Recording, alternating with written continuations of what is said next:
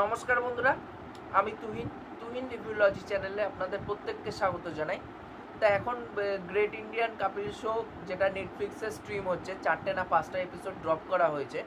তা কেমন কি লাগছে এই এপিসোডগুলো, এবং তার সাথে সাথে সেই আগের মতন মজাটা প্রোভাইড করতে পারছে কিনা, এবং তার সাথে সাথে এই টিভির থেকে নেটফ্লিক্সের যে জার্নিটা, মানে টিভির থেকে ওটিটির যে জার্নিটা, সেটা মূলত আজকে আপনাদের সাথে শেয়ার করব। তা দেখুন, প্রথমে যখন কপিল শর্মা একটা চ্যানেলে শুরু করেছিল, তখন নাম ছিল হচ্ছে the comedy Knights with Kapil. তারপর হচ্ছে দ্য কপিল শর্মা শো, যেটা অন্য চ্যানেলে শিফট করলো। তারপর কিছু মাস বন্ধ রাখার পর সে এখন ওটিটিতে শিফট করেছে, নেটফ্লিক্সের মতো একটা প্ল্যাটফর্মে সে শিফট করে গেছে, এবং তার যে শোটা আছে সেটা 100টা প্লাস কান্ট্রিতে স্ট্রিম হচ্ছে। এবং তার সাথে সাথে যে মানে একটা অডিয়েন্স তো ছিল কপিল শর্মার, এবং তার সাথে সাথে অডিয়েন্সের থাকাকালীন তার একটা যে অডিয়েন্সের সাথে আরও দ্বিগুণ অডিয়েন্স বেড়ে গেছে নেটফ্লিক্সে আসার পর। কিন্তু সমস্যাটা একটা জায়গাতেই হয়েছে। সমস্যাটা হচ্ছে যখন টিভিতে সে যখন করতো, সেই টিভি শোটা কিন্তু সত্যি কথা বলতে গেলে খুব সুন্দর হতো। এটাও ভালো লাগছে, কমেডি আছে, এন্টারটেইনিং আছে, সব কিছু আছে। বাট টিভিতে একটা মেন জিনিসটা মানে যেটা দেখেছি, টিভিতে আর একটু বেশি শোটাকে এক্সটেন্ড করা হতো। 1 ঘন্টা শো মানে রানিং করা হতো 1 ঘন্টার বলে, কিন্তু সেটা মিনিমাম 20-25 মিনিট এক্সট্রা হয়ে যেত, 1.5 ঘন্টাও হয়ে যেত অনেক সময় কপিল শর্মা শো। এবার যার ফলে কী হতো, যেটা এক্সট্রা টাইমটা হচ্ছে, এবার এক্সট্রা টাইমটা যখন হয়ে যাচ্ছে, তখন কিন্তু মানে প্রত্যেকটা ক্যারেক্টার কিন্তু সুন্দর করে জায়গা পাচ্ছে। যখন প্রথমে কপিল শর্মা ঢুকে যখন এই ব্র্যান্ড এন্ডোর্সমেন্টগুলোর নাম নেওয়ার পর, তখন হয় সে একটা সোশ্যালি কোনো রেলিভেন্ট টপিক নিয়ে সেটাকে নিয়ে একটা স্ট্যান্ড আপ কমেডি করবে, না হয় কোনো ক্যারেক্টার 4-5 জন যখন কৃষ্ণা ভারতী এরা যখন ছিল, তা এরা সবাই মিলে একটা ক্যারেক্টার রোল প্লে করে, সেখানটার দর্শকদের হাসানোর চেষ্টা করে। এবার ওটা করার পর তারপর যেটা যারা গেস্ট হিসাবে আসতো শোতে, সে অ্যাক্টার হোক বা অ্যাক্ট্রেস হোক বা ক্রিকেটার হোক, যাই হোক, তারা আসতো, এসে সেই গেস্টরা আসতো, এবং তখন কপিল শর্মা তাদের সাথে কথোপকথন করতো, এবং তার মাঝে মাঝে কমেডিগুলো নিয়ে আসতো, হচ্ছে কিকু সর্দার, কৃষ্ণা এরা না, তারপর হচ্ছে সুনীল গ্রোভার, এরা কমেডিগুলো নিয়ে আসতো, মানে এরা এক একটা ক্যারেক্টারের লুক ধরে আসতো, এবং সেগুলো ক্যারেক্টার রোল প্লে করতো। এইবার নেটফ্লিক্সে যেটা সমস্যা হয়ে গেছে, নেটফ্লিক্সে হয়ে গেছে কি, শো টাইমটা বেশি স্ক্রিপ্ট হয়ে গেছে, মানে শো টাইমটা আরও ছোট হয়ে গেছে, ক্রিস্প রেখে দিচ্ছে। এবার ওখানটায় যেখানটায় 1 ঘন্টা 20-25 মিনিট আমরা দেখতে পারতাম, 1 ঘন্টার উপরে গিয়ে দেখতে পারতাম, সেখানটায় হয়ে যাচ্ছে যে এখানটা 42 মিনিট, 40 মিনিট, 50 মিনিটের মধ্যে শোটাকে মানে ছোট্ট করে দিচ্ছে। এবার ছোট করে দেওয়ার ফলে কি হচ্ছে, যখন ছোটোটা করছে, তখন মানে এই কপিল শর্মা যখন ঢুকছে, তখন আলাদা করে কোনো স্ট্যান্ড আপ কমেডি হচ্ছে না, বা এরকম কোনো ক্যারেক্টার রোল প্লে করে কমেডি হচ্ছে না, সেগুলো হচ্ছে না, মানে যেগুলো অ্যাক্ট কমেডি করতো সেগুলো আর দেখতে পাচ্ছি না।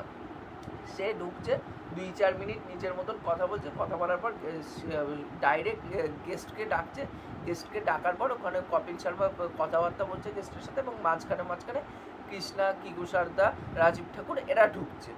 এবার এরা যখন ঢুকছে, এখন তো সুনীল গ্রোভার অ্যাড হয়েছে, কারণ সুনীল গ্রোভারের সাথে কপিল শর্মা একটা কন্ট্রোভার্সি হয়েছিল, বড় একটা কন্ট্রোভার্সি, যার জন্য কপিল শর্মা শো ছেড়ে দিয়ে চলে গেছিলো। এবার এত বছর পরে সুনীল গ্রোভার ব্যাক করেছে কপিল শর্মা শোতে, সেটা একটা এক্সট্রা পাওনা দর্শকের কাছে, এবং সুনীল গ্রোভারকে আমার পার্সোনালি খুবই ভালো লাগে। তা সেই জায়গায় দাঁড়িয়ে সুনীল গ্রোভার এখন যখন ঢুকেছে, এবার প্রত্যেকটা ক্যারেক্টারকে এবার স্ক্রিন অন টাইমটা কমে যাচ্ছে। আগে যেখানটা অনেকক্ষণ টাইম ধরে তারা অ্যাক্ট করতে পারতো, সেটা এখন অনেকটা কমে এসছে। এই 4-5টা এপিসোড থেকে আমি কিন্তু এটাই অ্যানালাইজ করলাম যে অনেকটা ছোট এসে, আগে স্ট্যান্ড আপ কমেডি হতো, সেটা এখন হচ্ছে না সেইভাবে। তারপর হচ্ছে ক্যারেক্টার রোল প্লে করে যেটা অ্যাক্ট হতো, সেই অ্যাক্টগুলো হচ্ছে না। তারপর প্রত্যেকটা ক্যারেক্টারে ছোট টাইম স্পেন্ড হয়ে গেছে, সেরকম বড় হচ্ছে না। তারপর আগে যখন সুমনা বা চান্দু এরা যখন আসতো, এরা সেইভাবে যদি কমেডি নাও বলতে মানে করতে পারতো, সেগুলো কী করতো, ওদের পাঞ্চ লাইনের মাধ্যমে কপিল শর্মা এমন কিছু বলতো যেটা কমেডির থ্রু হয়ে দর্শকরা হাসাতে পারতো। এবার রাজীব ঠাকুর হয়ে গেছে কি, রাজীব ঠাকুর এখানটা আছে, রাজীব ঠাকুরকে সেইভাবে জায়গা দেওয়া হচ্ছে না, খুব ছোট্ট কিন্তু পরিসরে তাকে জায়গা দেওয়া হচ্ছে, এবার সেইভাবে কিন্তু দেখতে পাচ্ছি না। এই সমস্যাগুলো কিন্তু হচ্ছে। কিন্তু একটা ভালো জিনিস কি, যে তাকে 100টা প্লাস কান্ট্রিতে দেখতে পাচ্ছে, তার একটা বড় ওয়াইডার অডিয়েন্স তৈরি হচ্ছে, সেটা কিন্তু ভালো লাগছে। এবং নেটফ্লিক্সের মতন একটা প্ল্যাটফর্মে গেছে, তার পরিচিতি আরও বাড়ছে কপিল শর্মা, এবং কপিল শর্মার টিমেরও পরিচিতি বাড়ছে। এবং এখানটা সুনীল গ্রোভার নতুন করে অ্যাড অন হয়েছে, কারণ সুনীল গ্রোভার যখন চলে গেছিলো শো ছেড়ে, তখন কিন্তু শোয়ের টিআরপিও পড়ে গেছিলো যখন ওটা টিভিতে স্ট্রিম হতো। তারপর এখন গানটা সুনীল গ্রোভারকে ঢোকানো হয়েছে, একটা কিন্তু ভালো প্যাকেজিংয়ের সাথে কিন্তু দেখানো হচ্ছে। বাট যেটা অ্যানালাইসিস করে বুঝলাম যে শোয়ের মানে রান টাইমটা কমাতে গিয়ে কিছু কিছু জিনিস ওরা বাদ দিয়ে দিয়েছে। এবার সেই জন্য কিন্তু সেই যে টিভির যে নস্টালজিক ভ্যালুটা, সেটা কিন্তু এই ওটিটিতে খাটছে না। কিন্তু আমার কিন্তু কপিল শর্মা শো এখনও বলছি খুবই ভালো লাগছে, খুবই এন্টারটেইনিং হচ্ছে, সবই হচ্ছে, কিন্তু কিছু কিছু জিনিস এখানে মিসিং বলে মনে হচ্ছে। যদি ওগুলো আরেকটু বেশি করে থাকতো, সেগুলো আরেকটু বেশি ভালো হতো। যে প্রত্যেকটা ক্যারেক্টারকে আলাদা করে একটু যেরকম টিভিতে আরেকটু বড় টাইম স্পেন্ডে তারা অ্যাক্ট করতে পারতো, বা যখন কপিল শর্মা প্রথমে আসতো স্ট্যান্ড আপ কমেডি করতো বা অ্যাক্ট করে দেখাতো, ক্যারেক্টার রোল প্লে করে, সেই জিনিসগুলো মিসিং লাগছে।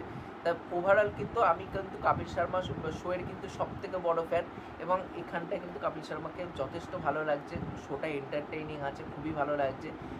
লাস্ট এপিসোডটা আমার সব থেকে বেশি ভালো লেগেছে, এখনও পর্যন্ত যতগুলো এপিসোড স্ট্রিম হয়েছে সব থেকে আমির খানের যে এপিসোডটা আছে সেটা আমার সব থেকে বেশি ভালো লেগেছে, কারণ আমির খান সচরাচর দেখতে পাওয়া যায় না তাকে, এবং তার সাথে সাথে সে কপিল শর্মার শোতে কোনো দিন আসেনি, এত বছর ধরে কপিল শর্মার শো চলছে।